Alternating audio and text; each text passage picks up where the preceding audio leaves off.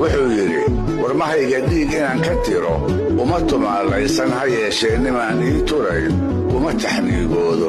culimmada timbiga weyn leh oo tahajudkaa maahi ha yeeshee salaad koran tukado toobad ma ilaawo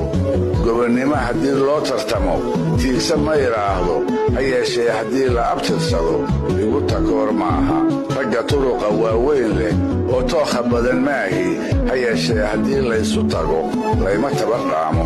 nin toogtiyo nin toogtiis qado iyo nimay u toostaaba ninna looga turi mayn warmaha riibi loo tumaye laba toolin baa arig tubtii taagan weligooda isku tiimbannay oo haatanaan timin dhow joognaaye tolan qaaday kuul caddihii toojayga ahaayee dhulta raray rag waa toli karaa taaka labadeedee marka ma istufnaa waynagii tiirrida ahayne